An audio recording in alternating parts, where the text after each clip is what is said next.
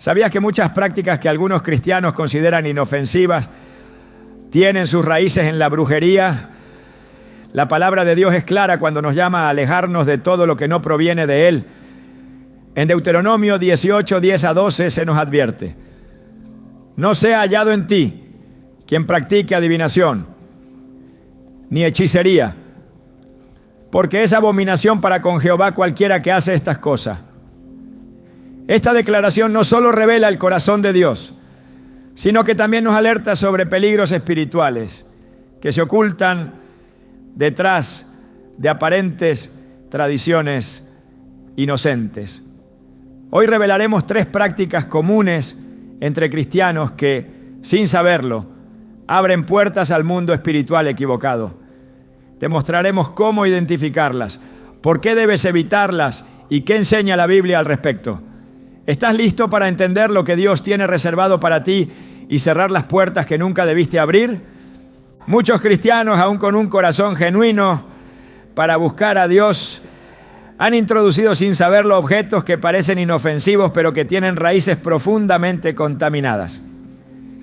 La intención puede ser buena, pero las consecuencias espirituales son reales.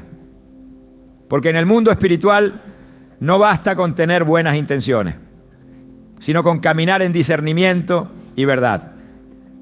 Es en ese punto donde el enemigo encuentra terreno fértil para actuar. En las pequeñas confusiones, en los adornos decorativos, en los detalles que no parecen tener importancia, pero que abren puertas invisibles al reino de las tinieblas. Mi pueblo fue destruido porque le faltó conocimiento. Oseas 4:6. Esta advertencia es tan vigente hoy como lo fue hace miles de años.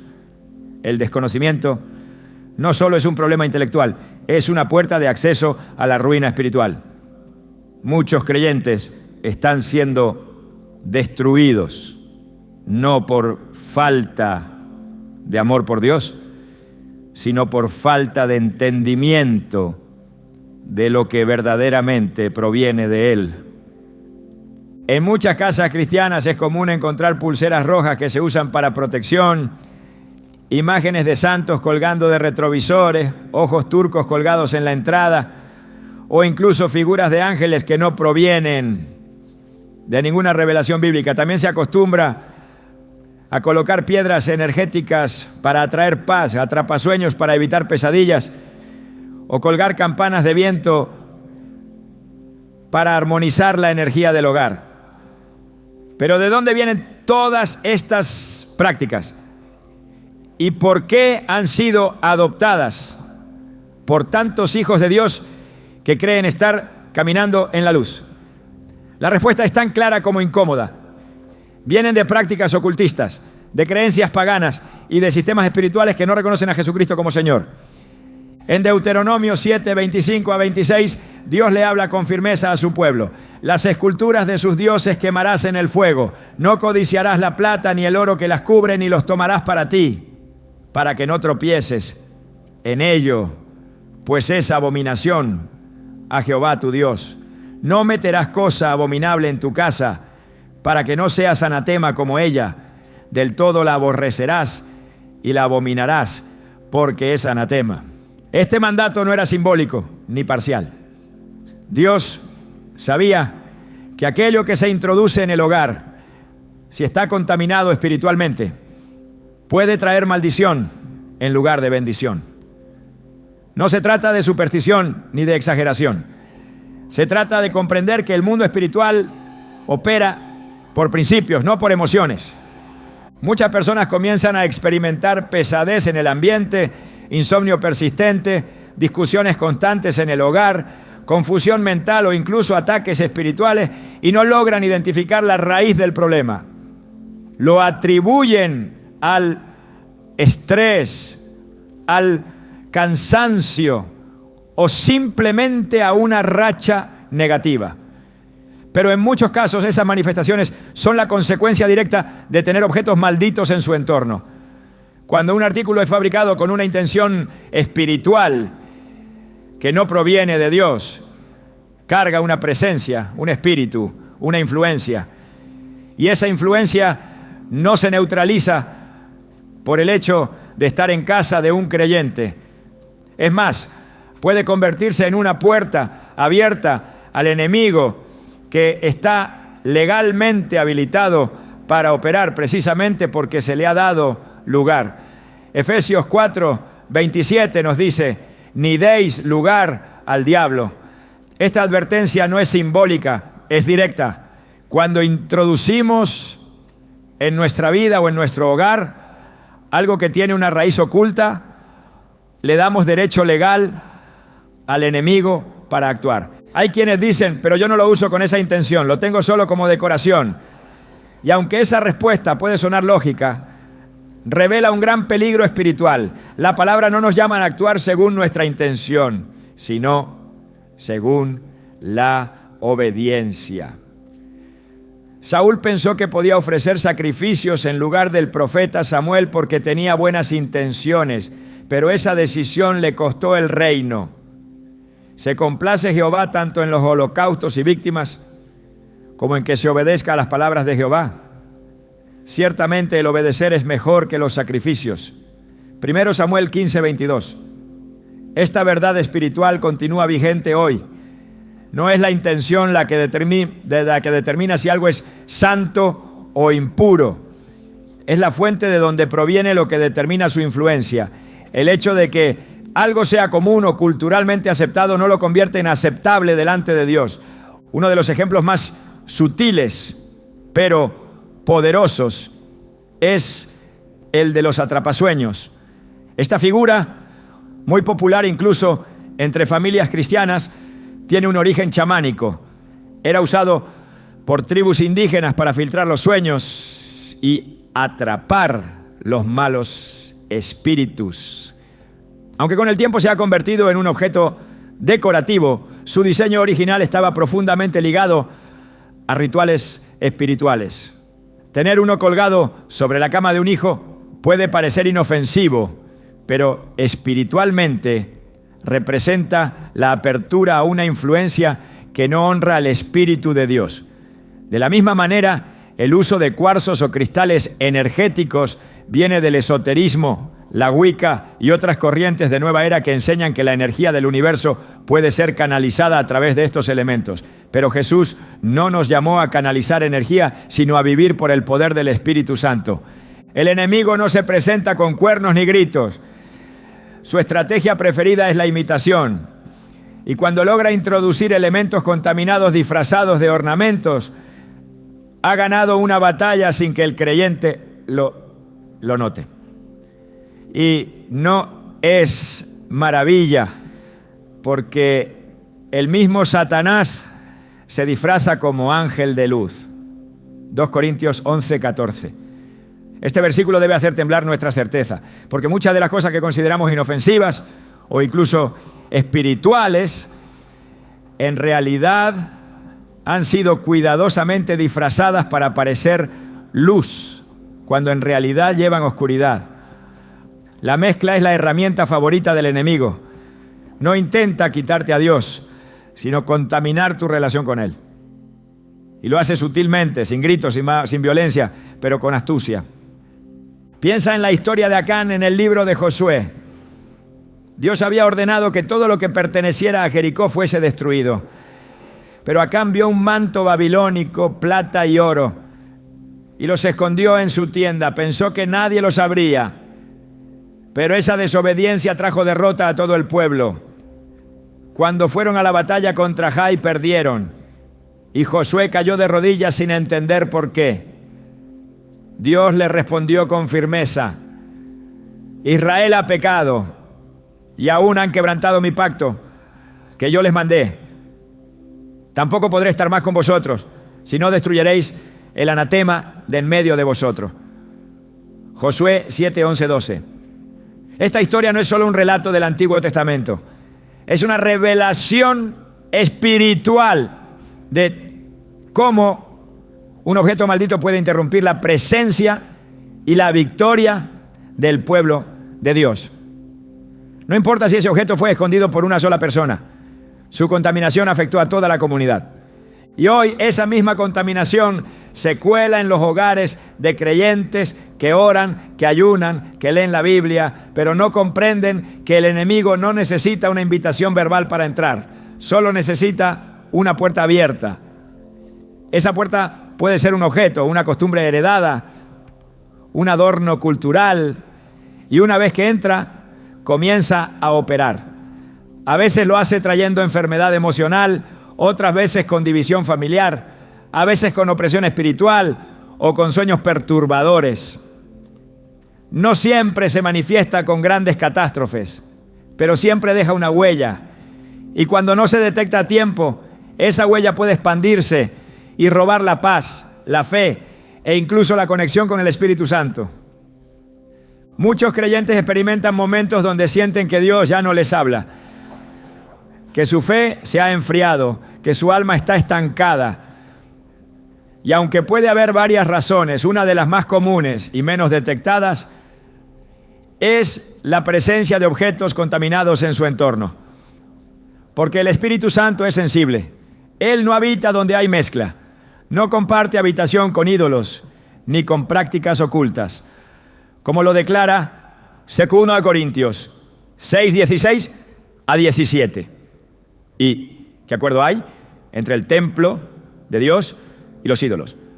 Porque vosotros sois el templo del Dios viviente, por lo cual salid de en medio de ellos. Y apartaos, dice el Señor, y no toquéis lo inmundo, y yo os recibiré. No es casualidad que muchas personas que deciden limpiar su casa de objetos que no honran a Dios comiencen a experimentar un despertar espiritual. De pronto las oraciones fluyen, la adoración vuelve a tener sentido. La lectura bíblica toca el alma otra vez. Porque cuando se eliminan los obstáculos, la presencia de Dios se manifiesta con libertad. Él desea habitar en lugares donde es honrado, donde hay obediencia, donde se respeta su santidad. No se trata de vivir en temor, sino en discernimiento. No se trata de hacer una lista de cosas prohibidas, sino de aprender a escuchar al Espíritu que te dice con claridad qué debes sacar de tu vida. Hay testimonios de personas que después de años sufriendo insomnio, ataques de pánico o pesadillas constantes, descubrieron que todo comenzó después de recibir un regalo decorativo, una figura, un símbolo, una máscara étnica, una estatua exótica. Y al ser guiados por el Espíritu para remover ese objeto, la paz volvió. No por superstición, sino porque el objeto tenía una carga espiritual contraria. No todo lo decorativo es inofensivo. En el reino espiritual, todo tiene significado. No puedes colocar una serpiente dorada en tu sala y esperar bendición. No puedes usar un talismán y declarar la protección de Dios. No puedes abrazar símbolos de culturas paganas y al mismo tiempo levantar manos santas. No puedes servir a dos señores. Es momento de hacer limpieza, no solo física, sino espiritual. De examinar cada rincón, cada costumbre, cada objeto heredado. De preguntarse, ¿esto honra a Dios o solo lo tengo porque está de moda? ¿Esto me conecta con el Espíritu Santo, con las tradiciones del mundo? Porque hay bendiciones retenidas esperando que cierres esas puertas. Hay oraciones sin respuesta porque hay contaminación en el altar. Y Dios, en su misericordia, está usando este mensaje para advertirte. No con condenación, sino con amor. Él quiere restaurarte. Pero la restauración comienza cuando reconoces y te apartas. El llamado hoy es claro. Examina tu casa. Examina tu corazón. No permitas que lo oculto arruine lo sagrado. Recuerda que tu hogar es un altar y todo altar debe ser limpio, santo, consagrado. Santificaos, porque mañana Jehová hará maravillas entre vosotros. Josué 3:5. Tal vez esas maravillas han estado detenidas no por falta de fe, sino por falta de santidad. Y hoy es el día para restaurar ese altar, para renunciar a todo objeto, símbolo, adorno o costumbre que provenga de fuentes oscuras. Porque cuando quitas lo impuro, lo divino vuelve a descender con poder. ¿Estás dispuesto a purificar tu ambiente y recuperar lo que el enemigo quiso robarte en silencio? Porque este es el primer paso para ver la gloria de Dios manifestarse de nuevo en tu vida. Las palabras tienen poder. Esta verdad no solo se enseña en las Escrituras, sino que se manifiesta en cada aspecto de la vida espiritual. Sin embargo, ese poder no reside en la repetición vacía ni en la intención humana, sino en la autoridad de Dios. Muchos cristianos han adoptado expresiones que suenan a fe, pero que en realidad han sido extraídas de corrientes esotéricas y sistemas espirituales ajenos al Evangelio. Lo que comienza como una forma de declarar bendición o atraer lo bueno, termina siendo un eco de doctrinas que niegan la soberanía de Dios y promueven una fe centrada en el hombre. En Proverbios 18, 21 leemos: la muerte y la vida están en poder de la lengua, y el que la ama comerá de sus frutos. Este versículo no fue escrito para respaldar decretos vacíos, sino para advertirnos del impacto de nuestras palabras cuando son usadas bajo la dirección del Espíritu Santo.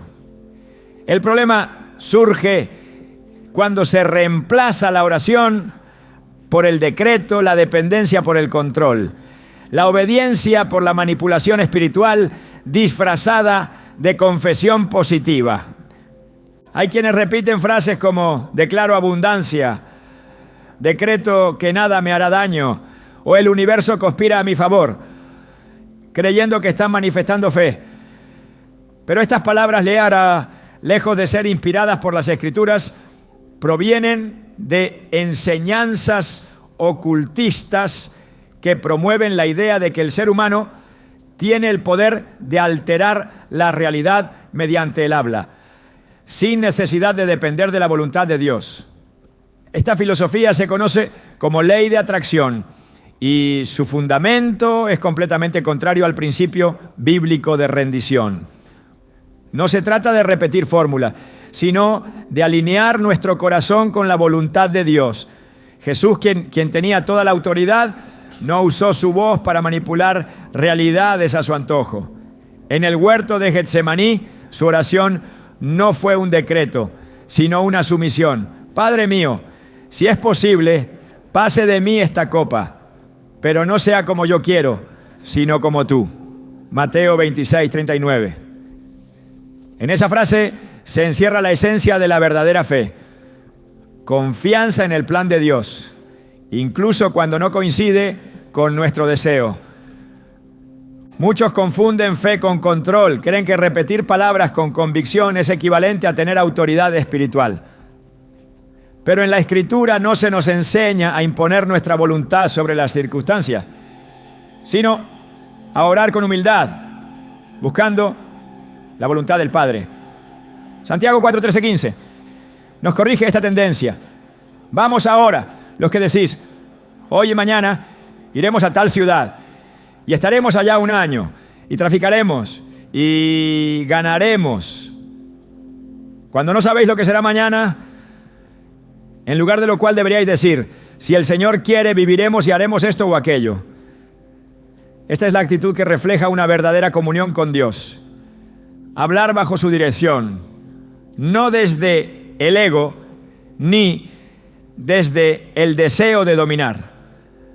La práctica de decretar cosas sin respaldo bíblico es una forma moderna de brujería encubierta, porque la esencia de la brujería es manipular fuerzas espirituales para obtener un resultado deseado, sin necesidad de rendirse al Creador. Cuando un cristiano comienza a usar su voz como instrumento de control y no de intercesión, ha cruzado una línea peligrosa. Está invocando poder sin sujeción. Está pretendiendo autoridad sin obediencia. Y en el mundo espiritual eso abre puertas que no pueden controlarse con declaraciones. Hechos 19. Nos relata cómo algunos exorcistas ambulantes intentaron usar el nombre de Jesús como una fórmula. Dijeron: os conjuro por Jesús, el que predica Pablo. Hechos 19, 13. Pero el espíritu malo les respondió: a Jesús conozco y sé quién es Pablo, pero vosotros, ¿quiénes sois? Verá 15. Y el resultado fue devastador. Fueron vencidos y heridos. Esto nos muestra que no se trata de usar palabras correctas, sino de vivir bajo autoridad espiritual real. No todo lo que suena espiritual proviene del Espíritu Santo. Muchas frases se han infiltrado en el lenguaje cristiano con apariencia de fe, pero con una raíz doctrinal corrupta. La Biblia no nos llama a declarar lo que queremos, sino a confesar lo que Dios ha dicho. No se trata de hablar para que las cosas cambien, sino de orar para que Dios transforme. En el primer Juan 5:14 leemos: y esta es la confianza que tenemos en Él, que si pedimos alguna cosa conforme a su voluntad, Él nos oye. La clave no está en repetir frases, sino en conocer su voluntad. Y su voluntad se revela en su palabra. La fe no se expresa manipulando el mundo espiritual, sino sometiéndose al Señor de los ejércitos. El problema con muchas de estas declaraciones modernas es que sustituyen el carácter por la fórmula. La persona no busca ser transformada, sino transformar su entorno con frases que prometen éxito, prosperidad o protección, sin pasar por el proceso de santificación. Pero el Evangelio no se trata de evitar el dolor, sino de ser conformados a la imagen de Cristo. Romanos 8:29 dice: a los que antes conoció, también los predestinó para que fuesen hechos conformes a la imagen de su Hijo. Eso implica procesos, cruz, obediencia, y no decretos vacíos. La vida cristiana no es un sistema de afirmaciones positivas. Es una relación viva con el Dios que dirige nuestros pasos. El Espíritu Santo no responde a fórmulas humanas. Él se mueve donde hay humildad, arrepentimiento y rendición. Repetir palabras sin dirección espiritual es peligroso, porque muchas veces lo que se está haciendo no es proclamar fe, sino practicar hechicería con lenguaje cristiano. En Gálatas 5:20, la hechicería está listada entre las obras de la carne, junto a la idolatría, enemistades y herejías. Y no es necesario encender velas o invocar espíritus para caer en esa categoría. Basta con utilizar prácticas espirituales para lograr fines personales, sin someterse a la voluntad de Dios. El uso de palabras como herramienta de poder personal es exactamente lo que hacen los practicantes de ocultismo.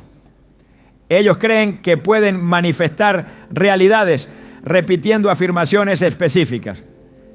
Pero el creyente verdadero no manifiesta nada, obedece, no manipula resultados, confía en la soberanía del Padre. Jesús dijo: no se haga mi voluntad sino la tuya. Lucas 22:42. Esa es la base de toda oración genuina. Cuando alguien dice: declaro que esto va a pasar, sin saber si esa es la voluntad de Dios, está usurpando un rol que no le pertenece. La verdadera autoridad no está en declarar, sino en discernir. Y ese discernimiento solo llega por medio de la comunión íntima con Dios. En el desierto, Satanás tentó a Jesús con frases llenas de verdad bíblica. Le dijo: escrito está, a sus ángeles mandará acerca de ti y en sus manos te sostendrán. Lucas 4:10-11. Pero aunque usó la escritura, su intención era pervertirla. Y Jesús respondió con otra escritura en su debido contexto: no tentarás al Señor tu Dios. Lucas 4:12. Esto nos enseña que incluso la palabra puede ser distorsionada cuando se usa fuera del diseño de Dios. El enemigo no necesita inventar una mentira completa. Le basta con mezclar verdad con error. Y eso es exactamente lo que ocurre cuando se usan declaraciones espirituales que imitan el lenguaje de fe, pero sin la sumisión al Señor. La raíz de muchas de estas expresiones es el deseo humano de evitar el sufrimiento, se cree que si se declara salud no se enfermará, que si se decreta éxito todo irá bien. Pero el apóstol Pablo, lleno del Espíritu Santo, declaró en 2 Corintios 12, 7 a 9, que tenía un aguijón en la carne que no fue quitado, a pesar de haber orado 3 veces. La respuesta de Dios fue: bástate mi gracia, porque mi poder se perfecciona en la debilidad. Pablo no declaró su sanidad, aceptó la voluntad de Dios y en esa rendición halló poder. Esto no debilita la fe, la fortalece, porque la fe no se prueba cuando todo está bien, sino cuando seguimos creyendo, aun cuando no obtenemos lo que deseamos. Decir declaro victoria sin tener dirección del Espíritu es como construir sobre arena. Puede sonar firme, pero se derrumba en la prueba. Jesús advirtió en Mateo 7, 26 a 27 que el que oye su palabra y no la hace es como el hombre insensato que edificó su casa sobre arena. Cuando vino la lluvia se cayó. Las palabras sin obediencia no sostienen. El poder no está en el sonido de la voz, sino en el respaldo del cielo. Cuando Dios ordena, el mar se abre. Cuando Él calla, ni 1000 decretos pueden mover una hoja. Por eso, la oración bíblica no demanda, pide, no ordena, se somete. Y en esa humildad, el poder de Dios se manifiesta con libertad. No todo lo que parece fe es fe, y no todo lo que se dice en nombre de Jesús tiene su aprobación. En Mateo 7, 21 a 23, Jesús fue contundente. No todo el que me dice Señor, Señor entrará en el reino de los cielos. No, muchos me dirán en aquel día, Señor, Señor, ¿no profetizamos en tu nombre? Y en tu nombre hicimos muchos milagros. Y entonces les declararé, nunca os conocí, apartaos de mí, hacedores de maldad. Aquí se revela una verdad incómoda, que es posible hablar en el nombre de Cristo y sin embargo estar lejos de Él, porque no se trata de pronunciar su nombre, sino de vivir bajo su señorío. Y cuando alguien usa su nombre para declarar cosas que Él no ha ordenado, no está glorificándolo, está usando su nombre en vano. El cristiano maduro no busca controlar la vida a través de sus palabras, busca la mente de Cristo para alinear su corazón con el cielo. Romanos 12:2 nos exhorta: no os conforméis a este siglo, sino transformaos por medio de la renovación de vuestro entendimiento, para que comprobéis cuál sea la buena voluntad de Dios, agradable y perfecta. Esta transformación no ocurre por decretos, sino por entrega. No es fruto de repetición, sino de rendición. El enemigo no teme a los gritos espirituales vacíos, pero sí tiembla ante un corazón rendido, porque donde hay obediencia, hay respaldo. Donde hay sumisión, hay autoridad verdadera. Dios no necesita fórmulas humanas para actuar. Él responde a la fe genuina. Y esa fe no se demuestra con palabras poderosas, sino con una vida escondida en Cristo. Colosenses 3:3 lo declara: porque habéis muerto y vuestra vida está escondida con Cristo en Dios.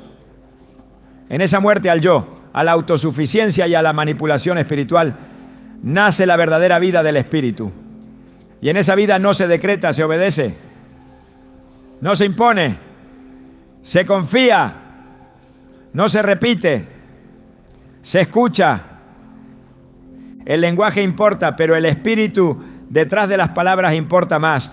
Las frases cristianizadas que imitan fórmulas mágicas no son fe, son contaminación. Y hoy el Espíritu Santo está llamando a su pueblo a purificar su lenguaje espiritual, a volver a la oración sincera, a la palabra obedecida, al corazón humillado, porque solo allí habita su presencia y solo allí se manifiesta su poder real. El corazón que desea agradar a Dios debe aprender a discernir entre lo que proviene del Espíritu y lo que, aunque tenga apariencia de piedad, en realidad es una forma encubierta de rebelión espiritual. En muchas comunidades cristianas han comenzado a surgir prácticas que aparentan devoción, pero que al ser examinadas a la luz de las Escrituras, revelan su raíz contaminada. Una de las más preocupantes es la incorporación de rituales de limpieza, protección o purificación, que son enseñados como actos de fe, pero cuya estructura, origen y propósito reproducen modelos idénticos a los que se practican en la brujería. El uso de agua con sal para limpiar la casa, de fuego para romper energías, de velas encendidas en cada rincón o incluso de oraciones repetitivas sin propósito bíblico, no son expresiones de una espiritualidad cristiana, sino distorsiones de un mensaje que ha sido corrompido por el sincretismo. Se han introducido como actos proféticos, cuando en realidad reproducen con exactitud las instrucciones de rituales ocultistas. La palabra de Dios no nos llama a hacer actos simbólicos sin dirección del Espíritu, mucho menos a imitar las costumbres de las naciones que no conocen al Dios verdadero. Jeremías 10:2 nos recuerda con claridad: así dijo Jehová, no aprendáis el camino de las naciones, ni de las señales del cielo tengáis temor, aunque las naciones las teman. La limpieza espiritual no ocurre por medio de objetos, sino por medio del arrepentimiento. No es el acto exterior el que purifica, sino la obra del Espíritu en el corazón contrito. Cuando se reemplaza la oración con acciones mecánicas, el resultado no es santificación, sino superstición. Un pueblo que pone su fe en lo visible pierde la sensibilidad al poder invisible de Dios. Es por eso que la Escritura advierte que sin fe es imposible agradar a Dios. Y esa fe no descansa en un objeto, ni en un gesto, ni en una fórmula, sino en una relación íntima y obediente. Hebreos 11:6 lo expresa con claridad. Pero sin fe es imposible agradar a Dios, porque es necesario que el que se acerca a Dios crea que le hay y que es galardonador de los que le buscan. En muchas casas se ha normalizado el barrer con sal los rincones, con la idea de sacar malas energías. Se hacen estos actos mientras se pronuncian palabras de protección o se canta música cristiana como si eso validara la acción. Pero el hecho de que algo sea acompañado de alabanza no transforma su origen. La pureza no se hereda por contexto, se alcanza por santidad. Si el acto proviene de una práctica pagana, no puede ser redimido simplemente por rodearlo del lenguaje bíblico. Isaías 1:13 expresa el disgusto del Señor ante sacrificios y ofrendas que no provienen de un corazón sincero. No me traigáis más vana ofrenda. El incienso me es abominación. Luna nueva y día de reposo. El convocar asambleas no lo puedo sufrir. Son iniquidad vuestras fiestas solemnes. La apariencia de adoración no es suficiente si lo que se realiza en el fondo está desconectado de su voluntad. El Espíritu Santo no se mueve en actos vacíos, sino en la verdad. Y la verdad no se basa en lo que sentimos, sino en lo que Él ha revelado en su palabra. No hay registro en las Escrituras de Jesús, de los apóstoles, ni de ningún profeta realizando actos de limpieza espiritual con elementos materiales para expulsar energías o cubrir espacios. Lo que sí encontramos es oración, ayuno, clamor y una vida separada del pecado. Todo lo que apunta al uso de elementos para purificar el ambiente sin depender de la obra del Espíritu es una forma de idolatría sutil. Es atribuirle poder a la creación en lugar de al Creador. Romanos 1:25 señala esta desviación. Cambiaron la verdad de Dios por la mentira, honrando y dando culto a las criaturas antes que al Creador, el cual es bendito por los siglos. La práctica de colocar aceite en cada rincón de la casa sin guía del Espíritu ni respaldo bíblico es otro ejemplo. La unción con aceite es un acto bíblico, pero en su contexto original era realizado por siervos de Dios bajo dirección divina, no como un ritual automático de protección. Santiago 5:14 habla de ungir a los enfermos con aceite por parte de los ancianos de la iglesia, acompañando la oración de fe. Pero convertir esta práctica en una especie de fórmula contra las malas vibraciones transforma un símbolo santo en una superstición. Dios no respalda actos que imitan la fe, pero que están guiados por el temor o por una necesidad de control. Cuando alguien coloca velas en cada cuarto para invocar la luz o prende incienso creyendo que eso limpia el aire espiritual, ha dejado de confiar en la sangre del Cordero para confiar en el humo y en el fuego. Y aunque la intención pueda parecer buena, el resultado es desastroso.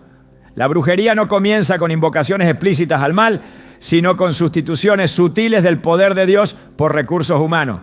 Es el corazón que busca sentirse seguro, pero que lo hace sin confiar en el refugio eterno. Proverbios 3:5 dice: confía en Jehová con todo tu corazón y no te apoyes en tu propia prudencia.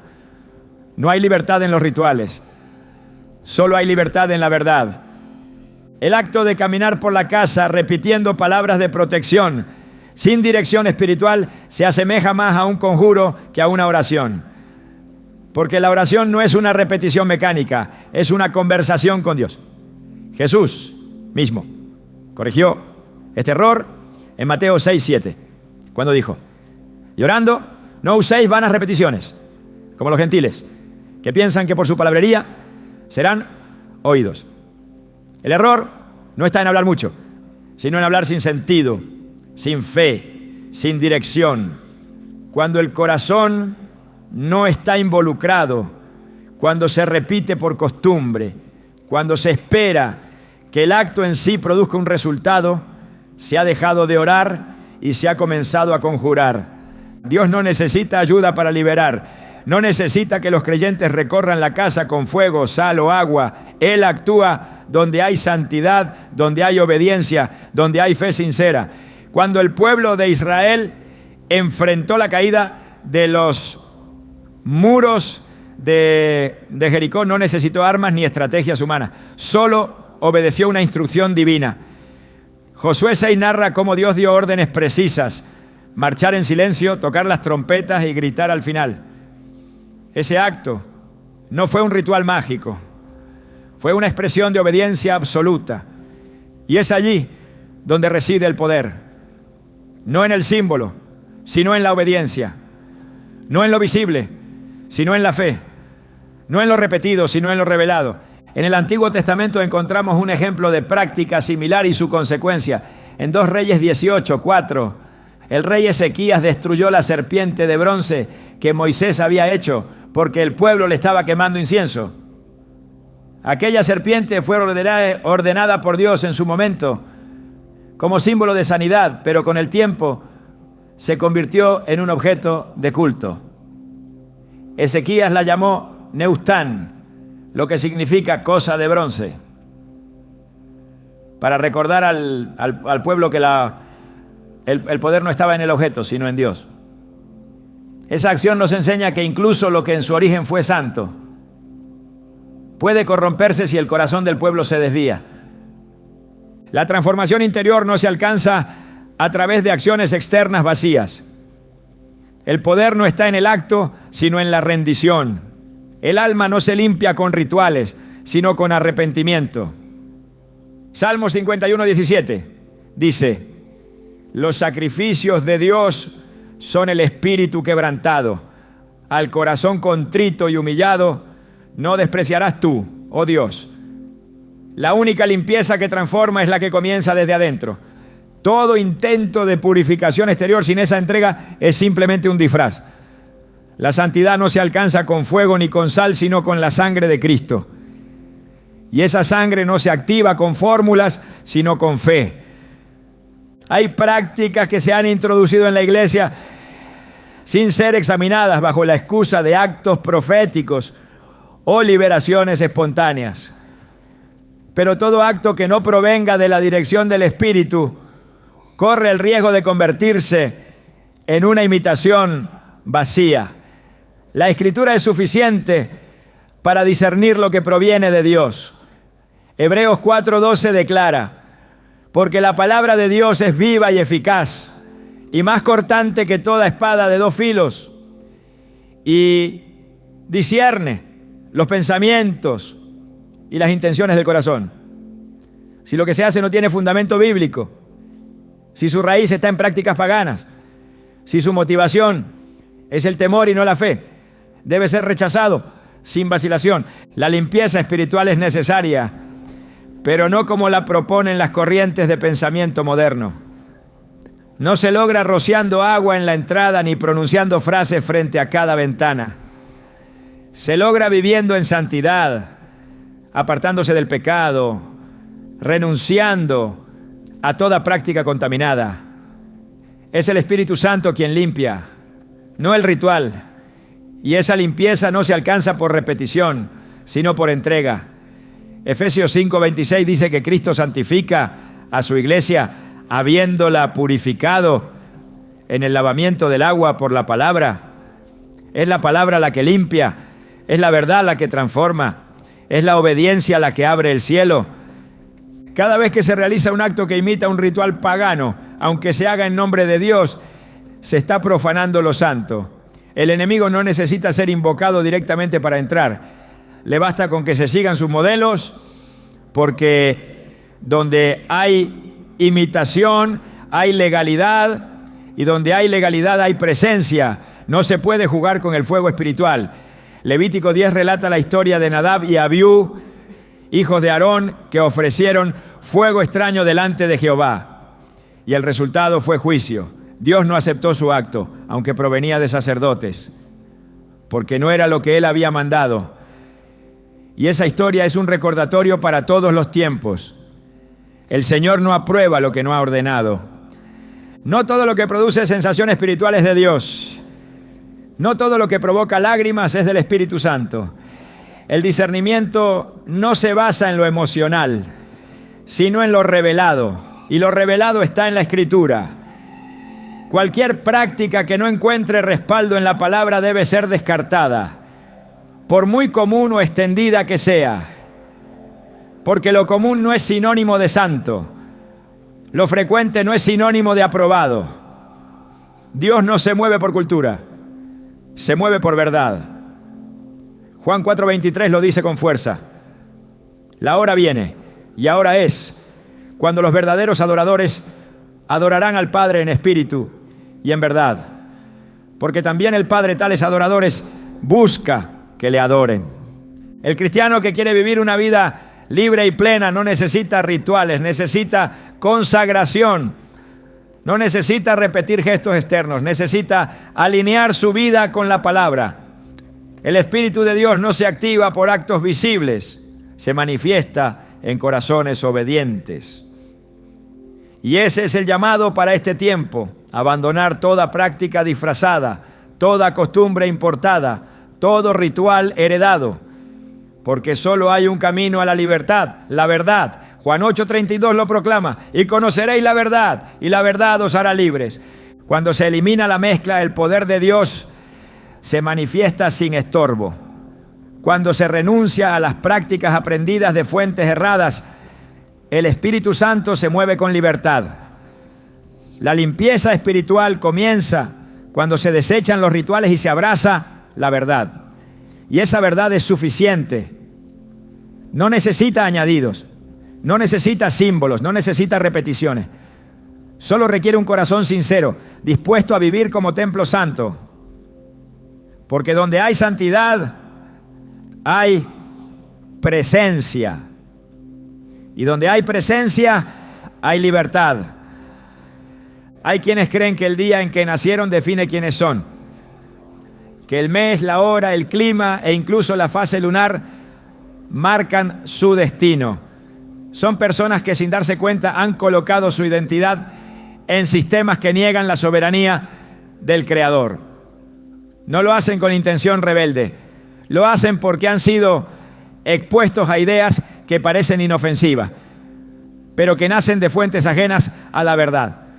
Lo hacen porque alguien les dijo que los astros no mienten y ellos aceptaron sin cuestionar, porque todo lo que suena espiritual suele parecer verdadero cuando falta el discernimiento.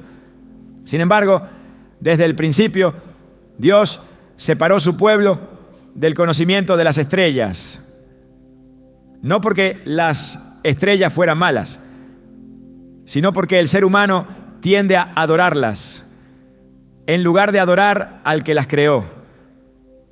La Biblia no deja lugar a dudas. En Deuteronomio 4:19 se nos advierte: no sea que alces tus ojos al cielo y viendo el sol y la luna y las estrellas y todo el ejército del cielo, seas impulsado a adorarlos y a servirlos, cosas que Jehová tu Dios ha concedido a todos los pueblos debajo de todos los cielos.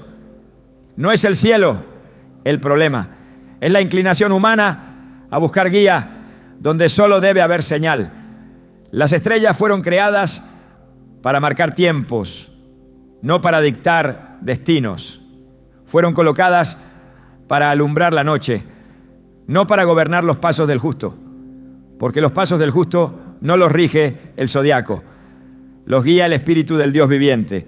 Y sin embargo, entre cristianos se ha normalizado la práctica de leer horóscopos, consultar signos zodiacales, creer en compatibilidades astrales, seguir rituales del solsticio o la luna nueva, incluso declarar bendiciones específicas cuando las energías están alineadas. Frases como Mercurio está retrógrado o la luna llena afecta mi ánimo se han colado en el lenguaje cotidiano de quienes dicen conocer la verdad, pero el corazón no puede dividirse. No se puede decir Jesús es mi Señor y al mismo tiempo consultar los cielos para saber si conviene hablar con alguien, tomar una decisión o iniciar un proyecto. No se puede adorar al Creador y al mismo tiempo depender de lo creado. Porque cuando se consulta el horóscopo, se está pidiendo dirección a un sistema espiritual que no reconoce a Dios como Señor. Isaías 47 desenmascara este sistema. En ese capítulo Dios se dirige a Babilonia, la ciudad del conocimiento, la cuna de los astrólogos, y les dice: párate ahora con tus encantamientos y con la multitud de tus hechicerías. Te has fatigado en tus muchos consejos. Comparezcan ahora y te salven los contempladores de los cielos, los que observan las estrellas, los que cuentan los meses, para pronosticar lo que vendrá sobre ti. Isaías 47, 12 a 13. El juicio sobre Babilonia no vino solo por su maldad, sino por su confianza en sistemas de adivinación. Porque todo intento de conocer el futuro fuera de Dios es una declaración de independencia espiritual. Es una forma de decir: no necesito que Dios me hable, me basta con lo que los astros digan. Pero el creyente no fue llamado a adivinar su destino, fue llamado a confiar. No necesita pronósticos, necesita promesa. Y las promesas no cambian con el calendario, no se alteran por eclipse, no se cancelan por conjunciones planetarias. Las promesas de Dios están firmadas con su sangre, fueron declaradas desde antes de la fundación del mundo. Efesios 1:4 lo afirma con contundencia: según nos escogió en Él antes de la fundación del mundo, para que fuésemos santos y sin mancha delante de Él. Antes de que existieran constelaciones, ya existía su propósito. Antes de que brillara la primera estrella, ya había un plan escrito con tu nombre.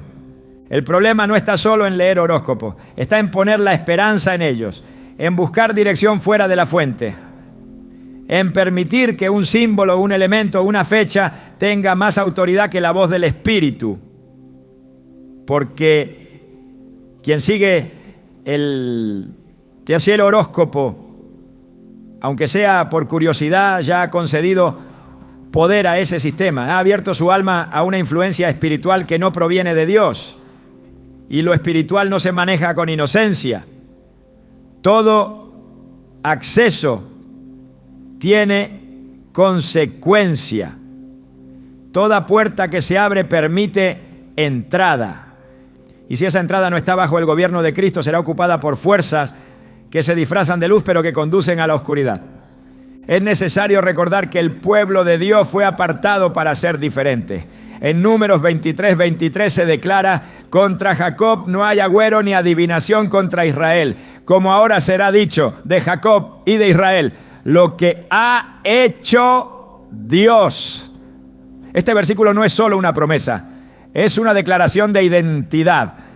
El Hijo de Dios no necesita signos, necesita revelación. No necesita compatibilidades, necesita obediencia. No necesita predecir lo que viene, necesita confiar en quien ya lo vio todo. Algunos han comenzado a aplicar a la vida cristiana conceptos que nacen en la astrología. Se habla de energías que fluyen, de alineaciones espirituales, de frecuencias vibratorias, como si fueran términos compatibles con el Evangelio. Pero lo que parece espiritual no siempre es santo. Y lo que suena elevado puede ser profundamente contaminado. No se puede mezclar la verdad con el error y esperar bendición. No se puede bautizar con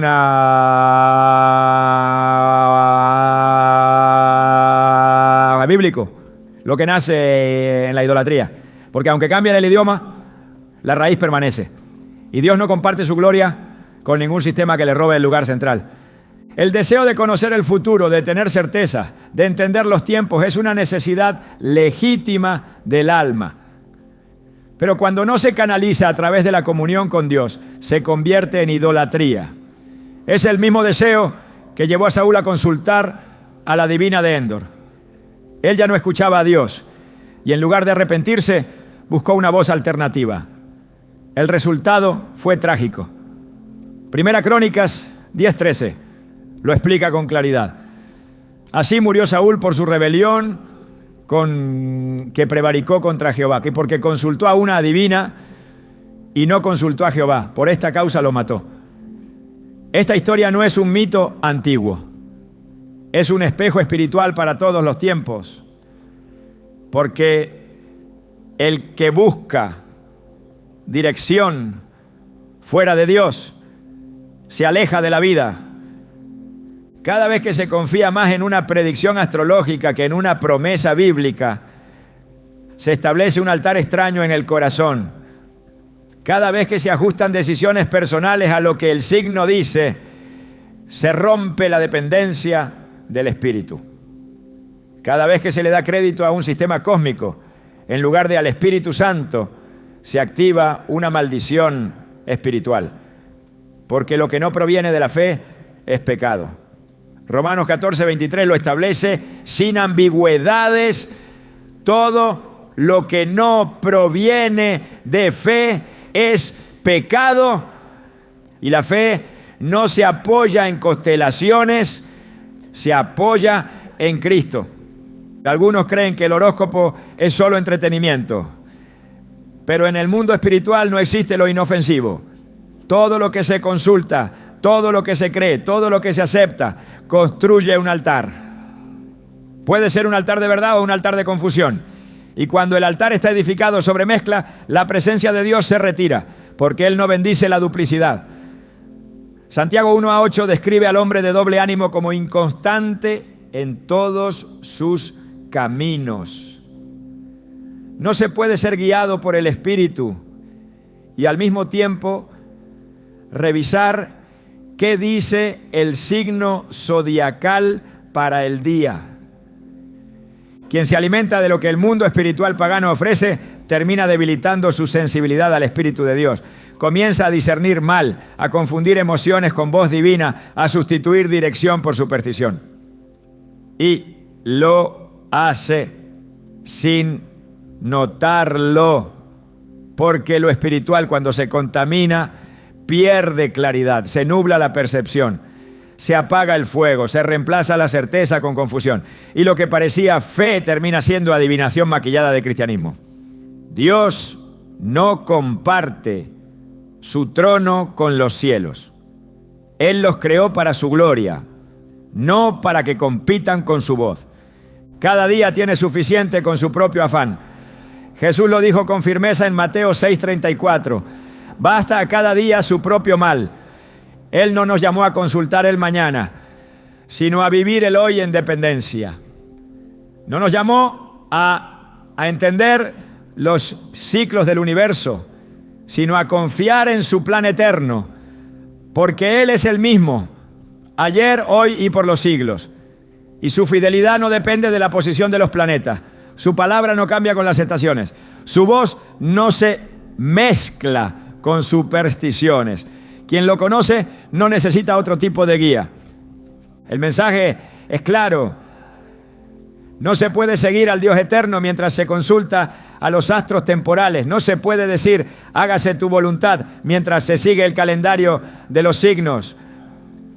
No se puede vivir por el Espíritu, mientras se decide según el horóscopo. Porque el que vive por el Espíritu no necesita señales externas, tiene una brújula interna. Romanos 8:14 lo confirma. Porque todos los que son guiados por el Espíritu de Dios, estos son hijos de Dios. Esa es la única dirección segura. Todo lo demás es sombra, confusión, desvío. Dios sigue hablando, no por medio de constelaciones, sino por medio de su palabra, no a través de pronósticos cósmicos, sino en la intimidad del corazón obediente. No necesitas compatibilidades astrales, necesitas comunión. No necesitas conocer tu signo, necesitas conocer su voz. Porque el cielo que importa no es el estrellado, es el abierto. Y ese cielo se abre para quienes caminan en verdad, para quienes cierran la puerta a toda influencia contraria, para quienes renuncian al lenguaje de los astros y abrazan la voz del Espíritu, porque solo su voz guía a la vida, solo su voz conduce a la paz, solo su voz permanece cuando todo lo demás se apaga. Hay cosas que se aceptan con tanta naturalidad que ni siquiera se cuestionan. Objetos que se regalan por costumbre, adornos que se colocan por protección, figuras que llenan repisas, colgantes, pulseras, estampas, llaveros, imágenes que se exhiben con orgullo, pero que nunca pasaron por el filtro de la palabra. Y lo más grave no es que estén ahí, sino que se les atribuya poder espiritual. Lo que comenzó como un simple adorno se convirtió en una fuente de gesto de confianza, en un refugio psicológico, en un reemplazo sutil de la presencia de Dios. Pero la Biblia no respalda la fe en objetos, no valida la creencia en figuras con poder espiritual ni en representaciones físicas que suplan el cuidado del Altísimo. Desde los tiempos antiguos Dios fue claro: no compartirá su gloria con nada creado por manos humanas. Éxodo 20:4-5 establece con autoridad absoluta: no te harás imagen ni ninguna semejanza de lo que esté arriba en el cielo ni abajo en la tierra. No te inclinarás a ellas ni las honrarás. Aunque muchos no se inclinan literalmente ante una figura, la honra puede adoptar formas más sutiles. Confiar en ella, llevarla como fuente de seguridad, creer que por tenerla nada malo ocurrirá. Esa es la misma raíz que alimenta la idolatría. No es el objeto en sí lo que provoca contaminación, sino el lugar que ocupa en el corazón. Cuando se espera protección de un objeto, se ha desplazado la confianza. Cuando se cree que algo espiritual emana de una figura, se ha mezclado lo santo con lo profano. Isaías 44 muestra con ironía profética la necedad de quien fabrica una imagen y luego le atribuye divinidad. Se dice del artesano que con parte de la madera enciende fuego y con la otra parte hace un dios y se postra delante de él. El texto resuena como una denuncia contra toda forma de idolatría en cualquier época. Parte del leño, quema en el fuego, con parte de él come carne y hace un dios y lo adora. Isaías 44, 16, 17. El principio es el mismo. Cualquier objeto que se use con fines espirituales fuera del diseño divino se convierte en una ofensa contra la santidad de Dios. No importa si lleva una cruz, o si representa un ángel, si tiene una cita bíblica impresa, si el objeto es tratado como canal de protección o bendición, ha dejado de ser decorativo para convertirse en sustituto. El apóstol Juan finaliza su primera carta con una advertencia breve, directa y eterna. Hijitos, guardaos de los ídolos. 1 Juan 5:21. No se refiere solo a los ídolos de piedra, se refiere a todo aquello que pretende ocupar el lugar que solo le pertenece al Espíritu de Dios. Porque cuando se adorna el corazón con figuras en lugar de llenarlo con la palabra, se apaga la fe viva y se enciende la dependencia de lo visible. Y en ese terreno, la brujería encubierta toma fuerza. Hay algo más peligroso que practicar el error, mezclarlo con la verdad. Porque cuando lo falso se presenta aislado es más fácil discernirlo. Pero cuando se reviste con lenguaje bíblico, cuando se infiltra en lo sagrado, cuando se oculta detrás de himnos, oraciones y palabras ungidas, se vuelve un veneno disfrazado de alimento. Eso es el sincretismo, la mezcla de lo santo con lo profano, la combinación de lo que proviene de Dios con lo que nace en el corazón del enemigo. Y aunque parezca espiritual, aunque suene correcto, aunque se practique en ambientes cristianos, esa mezcla sigue siendo abominación delante del Señor, porque Dios no acepta mezcla, no comparte su altar con ningún otro espíritu, no divide su gloria con las tinieblas. Desde los días antiguos, Dios advirtió a su pueblo del peligro de integrar las prácticas de las naciones. No se trataba solo de idolatría abierta, sino de costumbres religiosas que poco a poco contaminaban la adoración pura.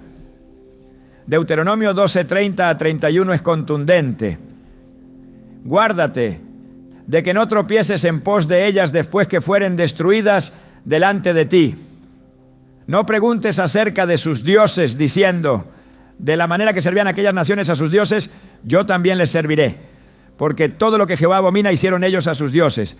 La advertencia no era parcial, era total. No se puede servir a Dios como otros sirven, a lo oculto. No se puede adoptar métodos ajenos y esperar resultados celestiales.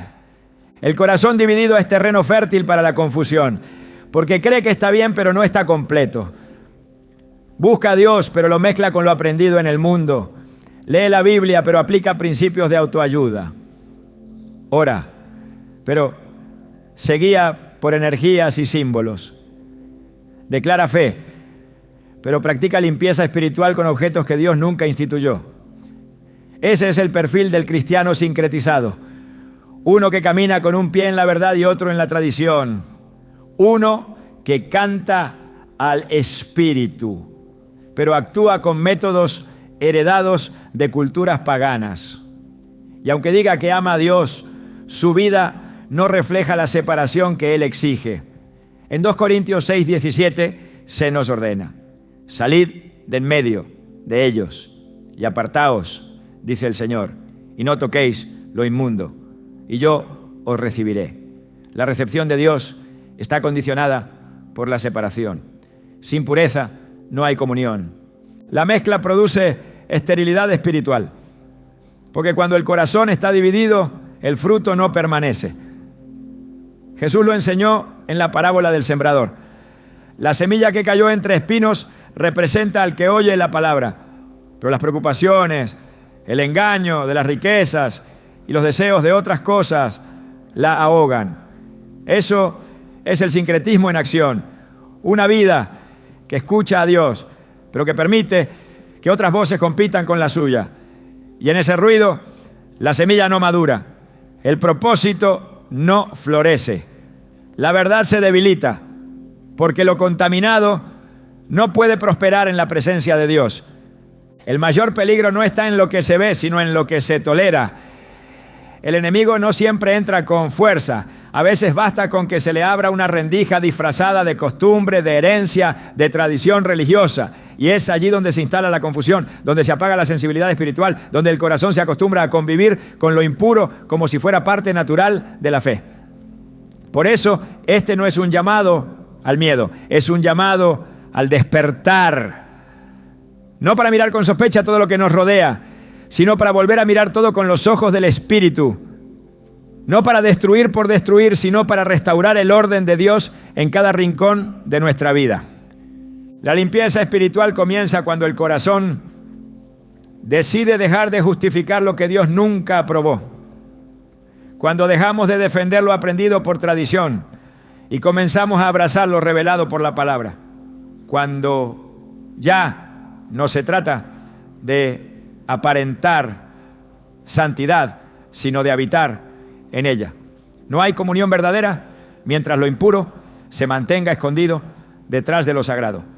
Dios no comparte su altar con nada ni con nadie. Y cuando un hijo suyo decide limpiar su vida, su casa, su lenguaje, su ambiente, entonces el fuego vuelve a descender. La presencia regresa.